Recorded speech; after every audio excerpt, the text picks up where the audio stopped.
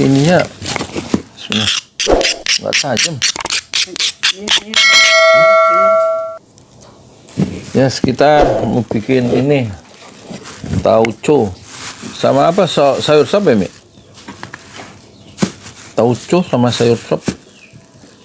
Kita kupas dulu bawangnya. Ada berapa ini? 1, 2, 3, 4, 5, 6, 7, 8, 9, 10, 11, 12, 13. Bawang merah. Oh, apa itu? Kayak mangkok. Bisa gitu? Masa? Pak kata siapa? Pak Narto. Masih tahu? Sini, tanya. Sini coba. Supaya penonton itu tahu gini. Ya, yang ujung bawahnya. Ini. Itu ditekan. Ini. Ngadepnya ke sana. Gini. Ini. Ketawa aja. Bismillah.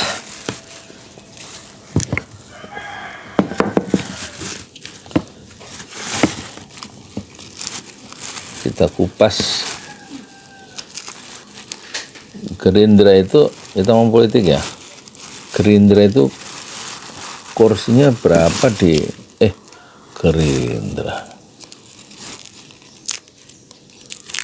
di Jawa Tengah? Gerindra berapa? Yang PDIP 33. Gerindra itu berapa? Oh, Gerindra 17, Golkar 17 ya. Yang 33 itu PDIP. Syarat untuk mengajukan bakal calon gubernur itu kursinya harus 20% ya dari jumlah anggota DPRD. Jadi PDIP karena kursinya dia 33,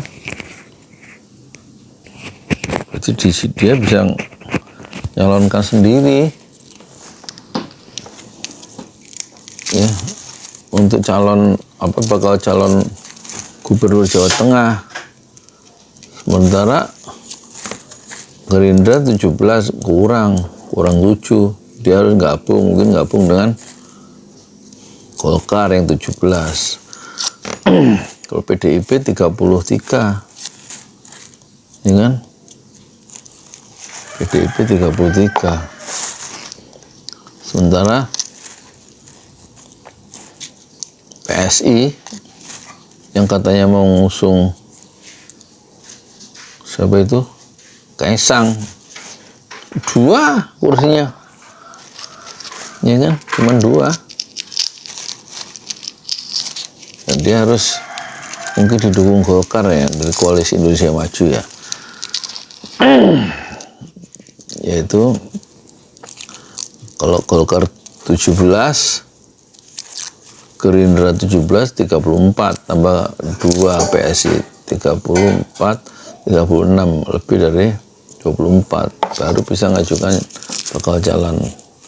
Tapi kenapa harus Kaisang sih? Kaisang tuh nggak usah jadi gubernur, kenapa? Belum cukup umur.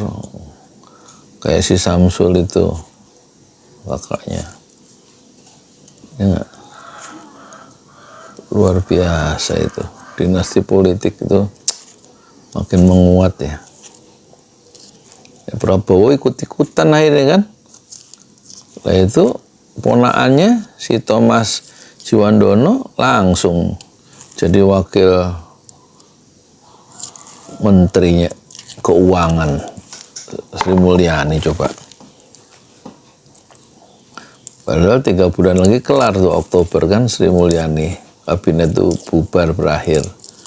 Tapi betul-betul investasi politik dimanfaatkan betul waktu yang singkat tuh oleh Prabowo untuk mendorong saudaranya ya, nepotisme, dorong ponakannya. Langsung kan nutup jalan buat yang lain. Pokoknya yang penting karena saudara, ya udah langsung bicara wakil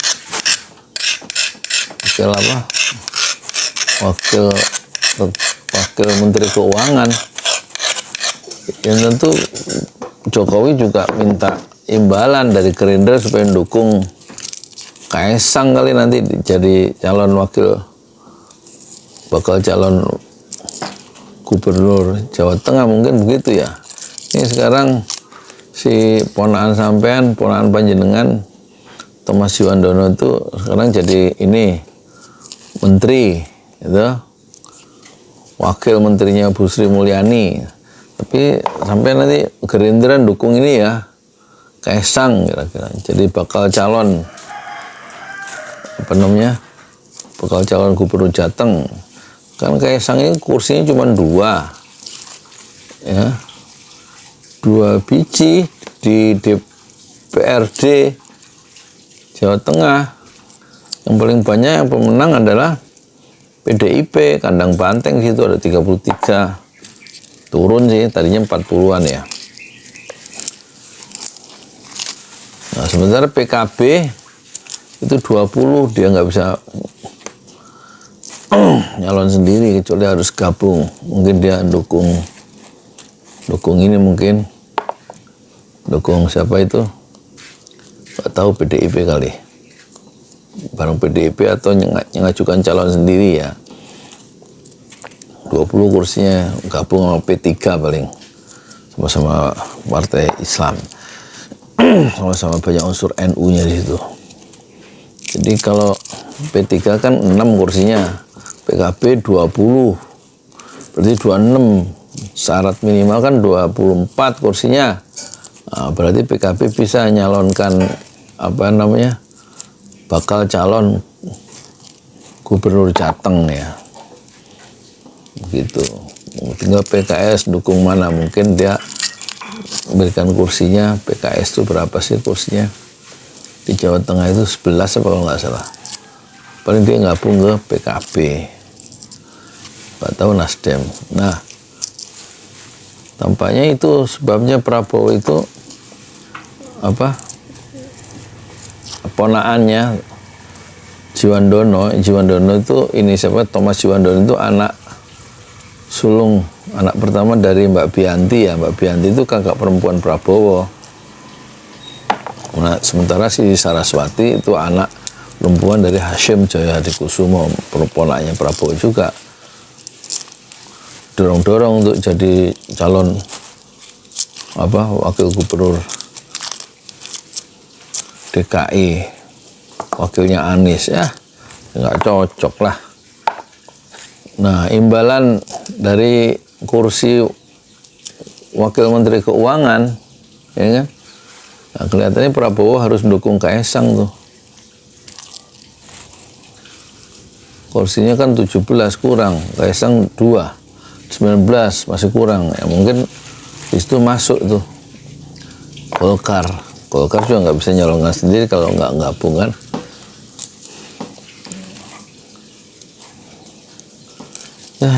Politik dinasti.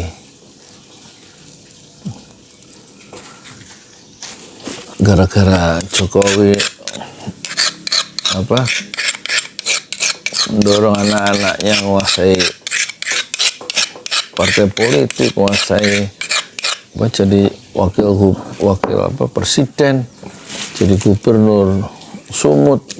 Akhirnya yang lain di daerah-daerah orang pada main membangun dinasti politik masing-masing. Karena apa? Karena dikasih contoh sama presidennya, yaitu sama Jokowi. Ya tentu ini satu gejala yang nggak sehat ya, nggak sehat. Jadi nanti kekayaan itu akan berputar di lingkaran mereka sendiri, kekayaan tuh, dan peluang-peluang untuk untuk berkembang, sumber-sumber ekonomi akan dikuasai untuk kepentingan yang elit, kepentingan kelompok yang terbatas untuk mereka, karena cenderung nggak bakalan mikirin rakyat. Kenapa? Ya karena cenderung orang itu tamak ya, dia akan terus memperkaya diri dan memperkaya keluarganya dan memperkaya teman-teman dekatnya. Rakyat mah cuma dijadikan pamper aja. Ini beda dengan Anies ya, waktu dia untuk maju jadi calon gubernur DKI, Dia sekarang didukung Nasdem, didukung PKB, dan didukung PKS. Dengan calon wakil gubernurnya adalah Sohibul Iman. Dia waktu ditanya wartawan, kita jangan fokus pada calon-calon yang akan jadi pemimpin di pilkada, tapi kita bagaimana memikirkan kesejahteraan warga DKI, gitu katanya. Jadi bagaimana caranya membuat warga Jakarta itu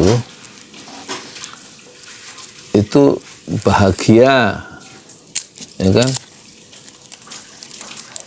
Dan diperlukan secara adil, ya enggak? Bahagia dan sejahtera. Jadi kalau Anies itu orientasinya selalu nilai, selalu untuk kepentingan orang banyak. Sementara kalau selain Anies itu umumnya berorientasi pada kedudukan, ya, pada posisi-posisi politik yang harus direbut tanpa perlu susah-susah memikirkan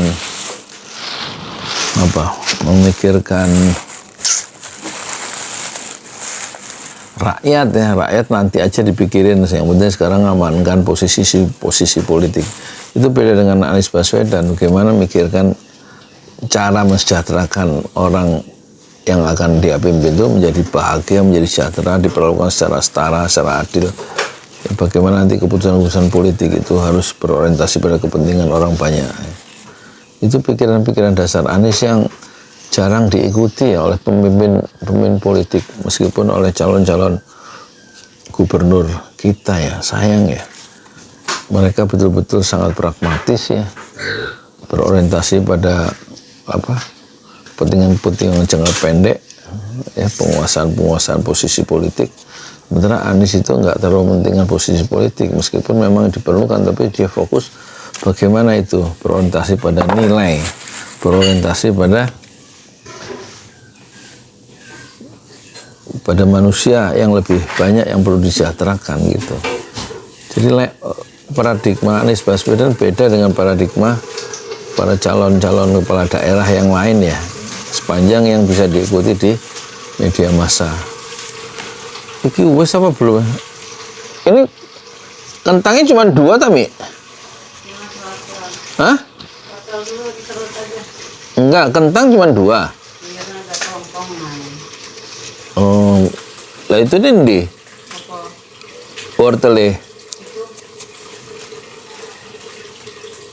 diserut. Itu aja dipilih serut. Oh ya. Nih, Cuma 1? 3. Oh, 3. Ujung-ujungnya aja di itu. Buat sop, ya? Iya, dicuci dulu baru dipotong-potong. Diserut.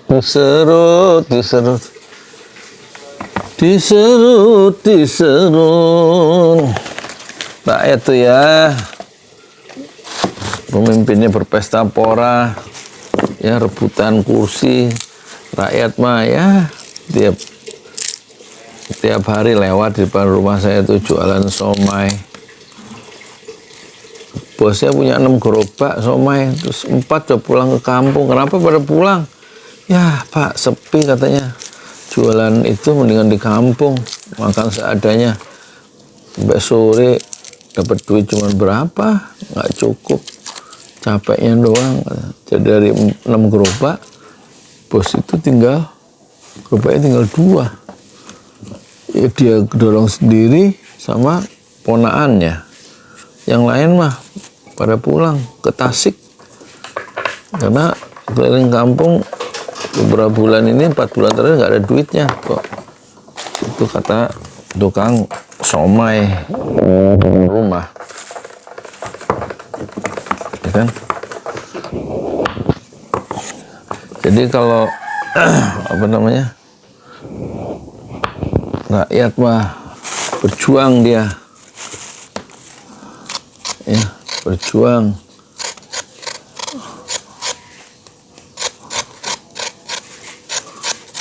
Oh iya, terima kasih ya Ibu Kasiroh, ya, Bu. Ngirim 1.200.500 untuk wakaf Quran, ya. Untuk penonton kita buka wakaf Quran sudah kita edarkan 200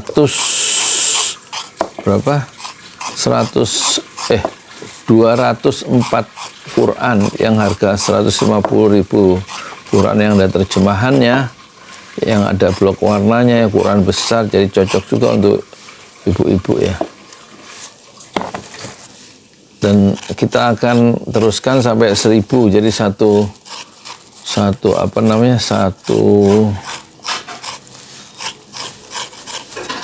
rumah nanti dapat paling nggak 4 Quran ya. Penduduk di sini di desa Pamekarsari itu ada sekitar 16.000 ya. Rumahnya berapa ya? Ini RT di sini aja, satu RT 6 itu ada 110 kakak. Kalau satu kakak 4 itu perlu 400 Quran satu RT. Padahal di desa Pamekarsari ini ada 32 RT ya. Katakan 30 kali 400 ya, perlu 1.200 Quran ya. 30 kali 400 perlu 12.000 Quran. Ini kita mau gerakkan 1.000 Quran ya. Terima kasih ke Bu Kasiro sekali lagi yang sudah mengirimkan wakaf ya, uang wakaf untuk Quran sebanyak 1 juta hari ini, pagi ini tadi sudah saya catat di buku khusus. 1 juta rupiah tambah 250 2.500. Jazakillah au jazakumullah khairan katsiran. Semoga Allah membalas ya dengan pahala yang berlipat ganda. Amin amin ya rabbal alamin. Moga-moga sehat selalu semuanya, juga sehat. Ini ya apa? Terus mungkin hari ini mulai pembangunan Masjid 6 Syuhada ya dilanjutkan setelah terhenti hampir 4 bulan ya. Betul-betul ekonomi merosot ya kan, nggak seperti dulu mulai Januari, Februari, Maret, April, Mei, Juni, Juli itu betul-betul memukul pedagang-pedagang itu, seperti uang itu hilang di pasaran ya,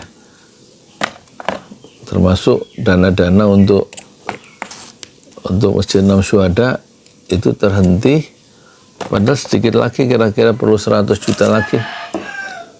Perlu 100 juta lagi. Ini sudah terkumpul sekitar 15 juta ya, yang belum digunakan. Insya Allah nanti kita, ya sudah digunakan secara mencicil, tapi ini ada dana sekitar 15. 1 minggu kita memerlukan dana 1 minggu ya, kira-kira 3 juta ya. Jadi cukup untuk bekerja sebulan ya, atau 5 minggu ya, insya Allah. Semoga cepat jadi Masjid 6 Syuhada, dan kita akan bikin sekretariat, dan kita akan bikin gerobak-gerobak 6 Syuhada untuk orang-orang dagang ya, khususnya kaum du'afa, orang-orang yang perlu jualan. Mungkin ada jualan gerobak mie ayam ya, mie ayam 6 Syuhada atau mie ayam 6 Mojolali, apa pesantren Mojolali.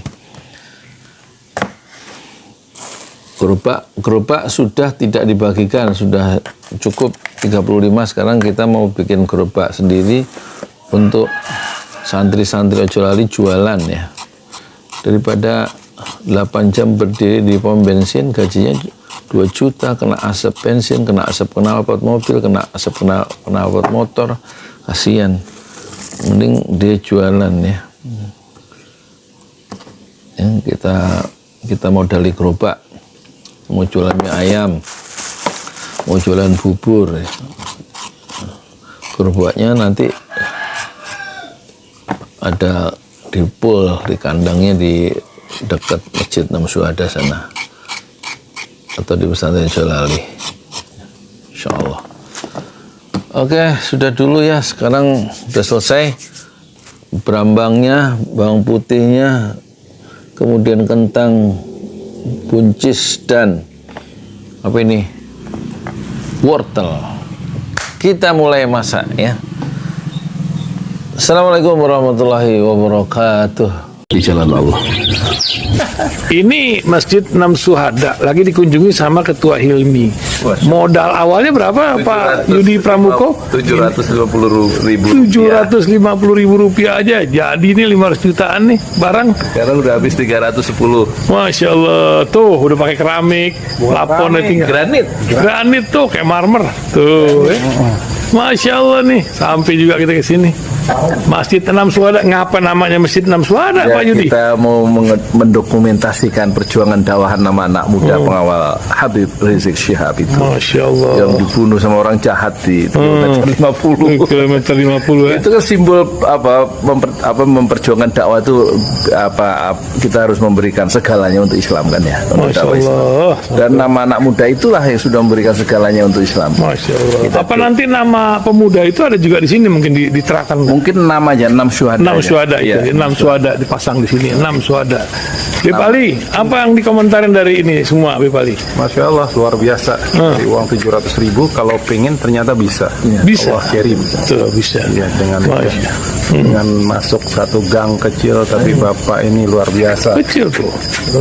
Masya Allah ya. Satu call aja.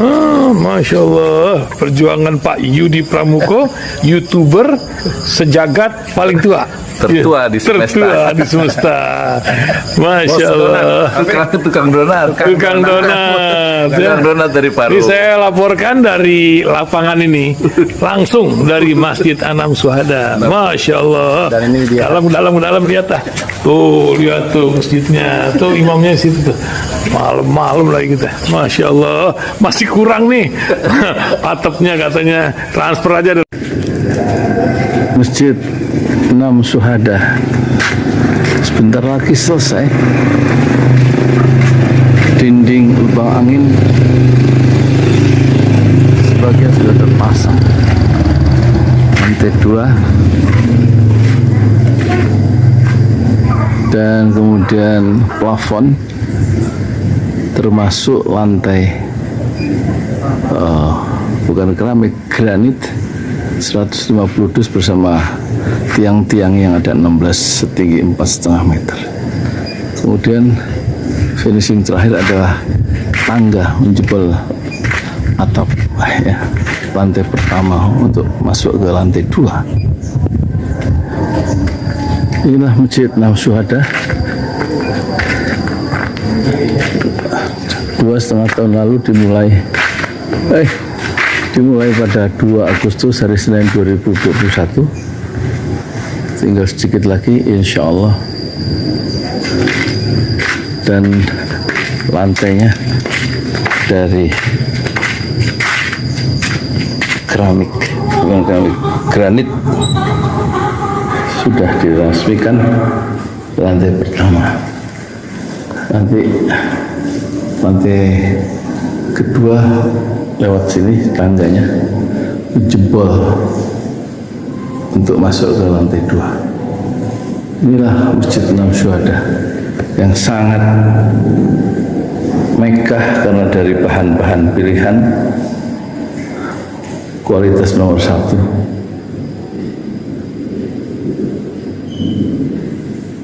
Tinggal sekitar 80 juta lagi finishing lantai atas selesai, insya Allah.